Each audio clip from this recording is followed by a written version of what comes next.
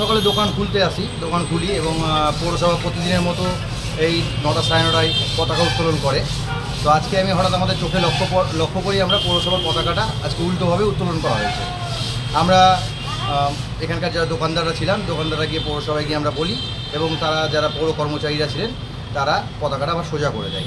এই বিষয়টা এর আগেও বারংবার ঘটেছে।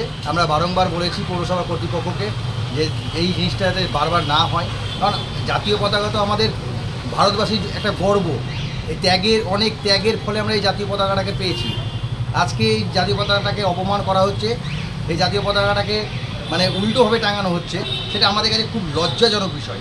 এটা আমি শুধু ওল্ড মালদাবাসী না, ভারতবাসী হিসাবে এটা আমাদের মানে খুব লজ্জা এবং দুঃখর কষ্টের ব্যাপার। তা আমি পৌরসভা কর্তৃপক্ষের কাছে আবেদন জানাবো যে যেন একটা দায়িত্ববান পৌর কর্মচারীকে এই জাতীয় পতাকা উত্তোলন এবং নামানোর জন্য দেওয়া হোক। বলছি, আপনি এই পৌরসভার যে শাখা অফিসটা আপনি দায়িত্বে রয়েছেন তো? হ্যাঁ, নমস্কার। আমি পুরাতন মালদা পৌরসভা শাখা অফিসে ইনচার্জ একজন। হ্যাঁ, এইমাত্র আমরা খবর পেয়েছি, সঙ্গে সঙ্গে আমি ছুটে এসেছি, যেহেতু আমার সোয়া 10টা থেকে সোয়া 12টা বর্তমান ডিউটি।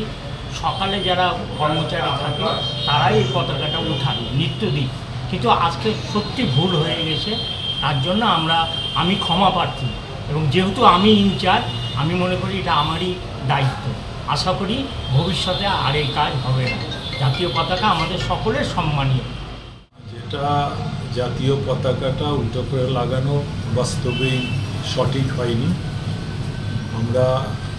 আমি বিশেষ করে খবর পাওয়ার পরই তাদের আমি নির্দেশ দিয়েছি পতাকাটা সঠিকভাবে লাগাতে এবং আগামী দিন যাতে এই জাতীয় পতাকা উত্তোলনে এবং যখন সেটাকে আবার নামানো হয় সেক্ষেত্রে যেন কোনো ভুল না হয়, এবং আগামী দিন যদি এই ধরনের ভুল কোনো কর্মচারী করে তাহলে পৌরসভার পৌরপ্রধান হিসাবে তাদের বিরুদ্ধে যথোপযুক্ত ব্যবস্থা নেওয়া।